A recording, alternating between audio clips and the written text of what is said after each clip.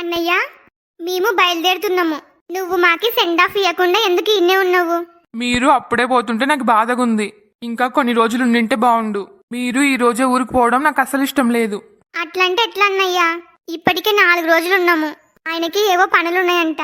నిజం చెప్పాలంటే ఆయనకి ఈ ఊరికి రావడం అస్సలు ఇష్టం లేదు. అత్తయ్య మామయ్య బలవంతం చేస్తే వచ్చినాడు. అప్పటికి 4 రోజులు ఇన్నే ఉన్నాం కదా. ఆయనకి పనులు ఉన్నప్పుడు మనం కూడా ఇబ్బంది పెట్టకూడదు. సారీ బావా, ఏమనుకోవద్దు. నాకు నిజంగంటే ముఖ్యమైన పనులున్నాయి. లేకపోతే నేను కూడా ఉండేవాడినే. కావాలంటే మీ చెల్లిని ఇంకా 4 రోజులు ఇన్నే పెట్టుకోండి. నాకేం అభ్యంతరం లేదు.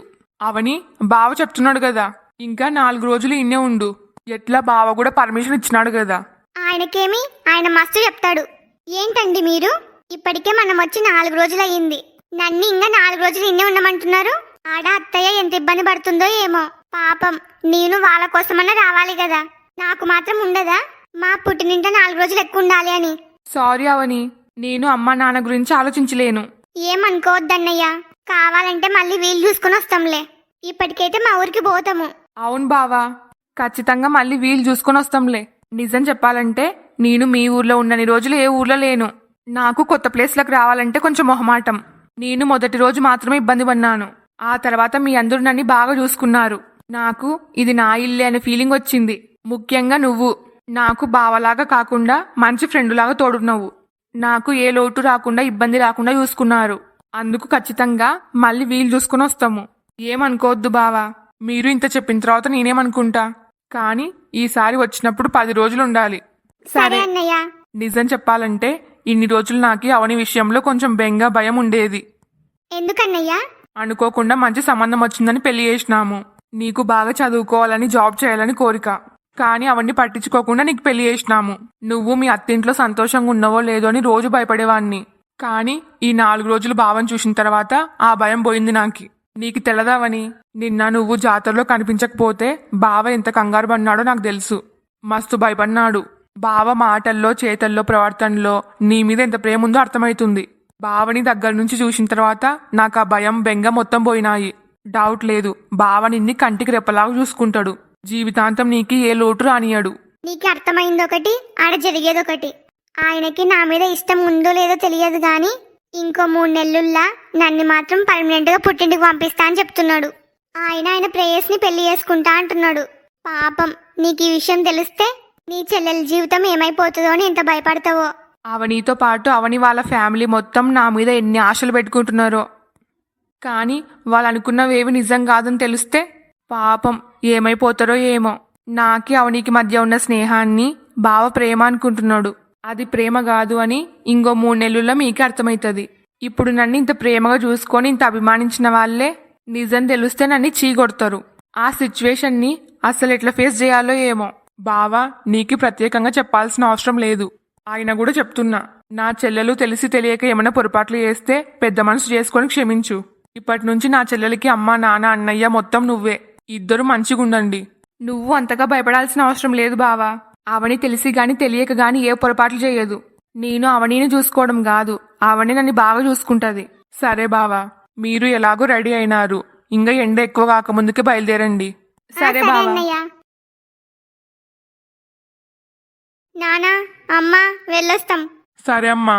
జాగ్రత్తగా వెళ్ళండి. వదిన, వెళ్ళొస్తాం. సరే అవని. అక్క బాయ్. బాయ్ స్వప్న. అత్త బాయ్. బాయ్ రా చింటూ. జాగ్రత్తగుండు, ఎక్కువ అల్లరి చెయ్యొద్దు. అమ్మా నాన్న చెప్పినట్టు విను. సరే అత్త. అన్నయ్య బాయ్. జాగ్రత్త అవని, పోయినాక ఫోన్ చేయండి. సరే.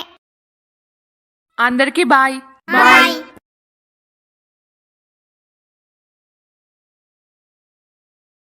అమ్మయ్యా, ఈ రోజు మన కొడుకు కోడలు వస్తున్నారు. ఈ 4 రోజులు వాళ్ళు లేకుండా ఎట్లున్నామో ఏమో. అసలు ఇల్లు మొత్తం బోసిపోయింది. అస్సలు కలలేదు.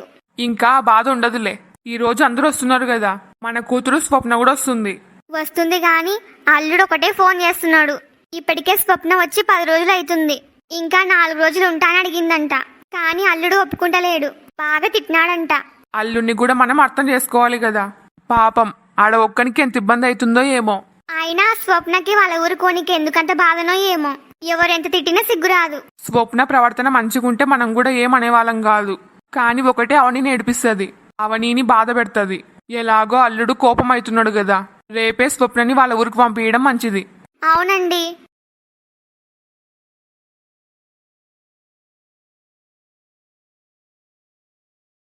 అత్తయ్య, అవని, ఎట్లున్నావమ్మా? బాగున్నత్తయ్య.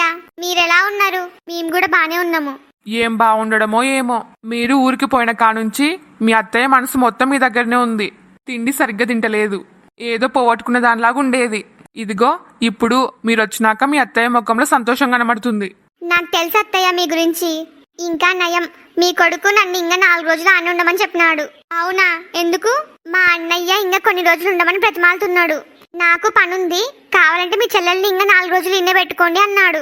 కానీ నేనే ఉండను అని చెప్పినాను. మీరు ఎంత ఇబ్బంది పడుతున్నారో ఏమో, అందులో మీరు బెంగ పెట్టుకొని ఉంటారు. అందుకే మళ్ళీ ఎప్పుడన్నా వీలు చూసుకొని వస్తామని చెప్పినాను. నా బంగారు తల్లి, ఈ అత్తయ్యని ఎంత బాగా అర్థం చేసుకేయిందో. వచ్చి రాగానే వీళ్ళ ఓవరాక్షన్ చూడలేకపోతున్నా. కన్న కూతుర్ని నేను ఒకదాన్ని ఇన్నే ఉన్నా, కానీ నన్ను మాత్రం ఎవరు పట్టించుకుంటలేరు. కనీసం ఎట్లున్నావని కూడా అంటలేరు. అవని మీద మాత్రం ఓ ప్రేమ ఒలకబోస్తున్నారు. ఏంది ఇంకా ఇన్నే ఉన్నారు? ఎండ ఎక్కువ ఉంది, పదండి లోపలికి పోదాం. ఎప్పుడు తిన్నారో ఏమో, పదండి అన్నం వడ్డిస్తా. ఏమొద్దమ్మా, వచ్చే ముందే బాగా తినొచ్చినాము.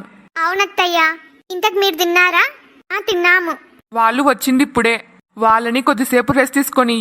అవును, ఎండకొచ్చినారు. పోయి కొద్దిసేపు రెస్ట్ తీసుకోపోండి. సరే అత్తయ్యా. అమ్మా, నాకు ఒక డౌట్. ఏంది నీ డౌట్? ఇంతకీ నీ కూతురు అవనీనా నేనా? ఎందుకు అట్లా అడిగినావు? మరి అవనీతో పాటు నేను కూడా వచ్చి ఇంతసేపు అవుతుంది. నువ్వు గాని నాన్న గాని నన్ను ఒక్కరైనా పలకరించినారా? నన్ను అస్సలు పట్టించుకుంటలేరు. కానీ అవని మీద మాత్రం ఓ ప్రేమ ఒలకబోస్తున్నారు. నీతో ఎప్పుడు ఇదే బాధనే, ఎప్పుడు యాదొక మాట అంటూనే ఉంటావు. నిన్ను పలకరించలేనా అంటున్నావు. రోజు నీకు ఫోన్ చేసి మాట్లాడతలేనా? ఇంకా ఈ రోజు ప్రత్యేకంగా పలకరించేదేముంది? నువ్వు నాకు రోజు ఫోన్ చేసినా అంటే నా మీద ప్రేమతో చేసినావా ఏమన్నా? ఎప్పుడు అవని గురించి అడుగుతావు. అవని జోలికి పోవద్దు, అవని ఏడిపియద్దు, ఆడందరితో మంచిగుండు, ఎప్పుడు ఇదే కదా చెప్పేది. నీ మీద మాకే అంత నమ్మకం ఉంది, మరి ఏం చేయమంటావు మమ్మల్ని? అంతేలే, ఇండైరెక్ట్ గా నా మీద నమ్మకం లేదు అంటున్నారు. ఇండైరెక్ట్ గా ఏం కాదు, డైరెక్ట్ గానే అంటున్నాము. నా మీద ఎవరికి కొంచెం కూడా ప్రేమ లేదు. నువ్వు ఏమన్నా అనుకో, అల్లుడు ఒకటే ఫోన్ చేస్తున్నాడు. ఊరికి రమ్మంటే రాని ఇంకా 4 రోజులు ఉంటా అన్నావంట. అసలు ఎందుకే నీ ఊరికి నువ్వు పోనీకి అంత బాధ నీకి? ఇదంతా నీకు నీ అల్లుడు చెప్పినాడా? అవును, స్వప్న మిమ్మల్ని కూడా ఒప్పినీక ట్రై చేస్తుంది, అస్సలు ఒప్పుకోవద్దని చెప్పినాడు. అల్లుడు ఒక్కడే ఎంత ఇబ్బంది పడుతున్నాడో ఏమో. అల్లుడు అంతగా చెప్తున్నప్పుడు నువ్వు ఇంకా ఈయనే ఉండడం మంచిది కాదు. రేపే బయలుదేరు. నా మొగుడు నాకంటే ఒక అడుగు ముందరనే ఉన్నాడు. నేను వీళ్ళని ఏడొప్పిస్తాను అని ముందరనే ఫోన్ చేసి చెప్పినాడు వీళ్ళకి. అయినా నాకేం భయం? వాణి అక్క చెప్పిన ప్లాన్ ఉంది కదా, నాకు జ్వరం వచ్చినట్టు యాక్టింగ్ చేస్తా. అప్పుడు వీళ్ళు నన్ను ఎట్టెట్లా పంపిస్తారో అది కూడా చూస్తా. ఏందే ఏమంటలేవు? రేపు మీ ఊరికి పోవాలి ఖచ్చితంగా. పోక ఇంకా ఇన్నే ఉంటారా ఏమి? మీతో మాటలు పడుకుంటా. ఈ స్వప్న ఎప్పుడు మారుతుందో ఏమో, వచ్చి రాగానే మొదలుపెట్టింది. అవని, మీ అన్నయ్య చెప్పినాడు కదా ఊరికి పోయినాక ఫోన్ చేయండి అని. మరి ఫోన్ చేసినావా? ఇంకా చేసలేను. మరి ఫోన్ చేసి చెప్పు. సరే. హలో అన్నయ్య. అవని, నేనే నీకు ఫోన్ చేద్దాం అనుకుంటున్నా, అంతలోపే నువ్వే నాకు చేసినావు. ఊరికి చేరినారా? చేరినామన్నయ్య, ఇప్పుడే వచ్చినాము. అది చెప్దామని ఫోన్ చేసినాను. సరే అమ్మా, ఉంటా మరి. సరే. మీ అన్నయ్యకి ముందే నువ్వంటే ఎక్కలేని ప్రేమ, మళ్ళీ ఫోన్ చేయకపోతే కంగారు పడతాడు, అందుకే చెప్పినా. పర్లేదండి, బాగా గుర్తు చేసినారు. అవని, మీ వాళ్ళందరూ నా మీద బాగా ఆశలు పెట్టుకున్నారు. మనం వచ్చేటప్పుడు మీ అన్నయ్య ఏమన్నాడు? నువ్వు మా చెల్లెల్ని బాగా చూసుకుంటావని నాకు నమ్మకం కుదిరింది అన్నాడు. అవునండి, కానీ పాపం మా అన్నయ్యకి ఏం తెలుసు? మా అన్నయ్య నీ మీద పెట్టుకున్న నమ్మకం నిజం కాదని, మీరు మధ్యలోనే నా చెయ్యి వదిలేస్తారని. వాళ్ళు మన ఇద్దరి మధ్య ఉన్న స్నేహాన్ని ప్రేమ అనుకుంటున్నారు, అందుకే మీ అన్నయ్య అట్లా మాట్లాడింటాడు. ఏమోలేండి, ఇప్పుడు దాని గురించి ఎందుకు? 3 నెలల తర్వాత వాళ్ళకి అర్థమవుతుంది నిజం. నన్ను అంత ప్రేమగా చూసుకున్న మీ వాళ్ళు 3 నెలల తర్వాత నన్ను అసహించుకుంటారు కదూ. నిజం చెప్పాలంటే నాకు మీ వాళ్ళందరూ బాగా నచ్చినారు. మా ఇంట్లో వాళ్ళతో ఎంత కంఫర్ట్గా ఉంటానో మీ ఇంట్లో వాళ్ళతో కూడా అంత కంఫర్ట్గా ఉన్నా. నాకు మీ వాళ్ళ ప్రేమ జీవితాంతం కావాలనిపిస్తుంది, కానీ ఏం చేస్తాం, ఆ రాత నాకు లేదు. మొన్నటి వరకు నేనంటే ఇష్టం లేదు, ఆ తర్వాత నన్ను ఫ్రెండ్ లాగా యాక్సెప్ట్ చేసినారు. మళ్ళీ నేనంటే ఇష్టం అన్నారు, ఈ రోజు మా వాళ్ళంటే ఇష్టం అంటున్నారు. రోజు రోజుకి నాకు మీలో మార్పు కనబడుతుంది. హలో ఫ్రెండ్స్ అందరికి, ఈ వీడియో మీకు నచ్చిందే? నచ్చితే లైక్ చేయడం మాత్రం మర్చిపోవద్దు. అట్లనే వీడియోని మీ ఫ్యామిలీ అండ్ ఫ్రెండ్స్ కి షేర్ చేయండి. ఈ స్టోరీ యొక్క రాబోయే మిగతా పార్ట్స్ కోసం మా ఛానల్ ని సబ్స్క్రైబ్ చేసుకోవడం మాత్రం మర్చిపోవద్దు. ఈ రోజు వీడియో లెంత్ చాలా తక్కువైతుంది. మా ఇంట్లో చిన్న ఫంక్షన్ వల్ల టైం లేకుండే వీడియో చేయడానికి అస్సలు ఓపిక లేదు. కానీ మీ అందరూ డిసప్పాయింట్ అవుతారని వీడియో చేస్తున్నా. నాకు సపోర్ట్ చేసే వాళ్ళందరికీ థ్యాంక్ యూ సో మచ్. వీడియోకి హైప్ ఇవ్వండి. మీ ఫీడ్బ్యాక్ ని కామెంట్ చేయండి. నాకు సపోర్ట్ చేయొచ్చు కదా please. Thanks for watching. Bye bye.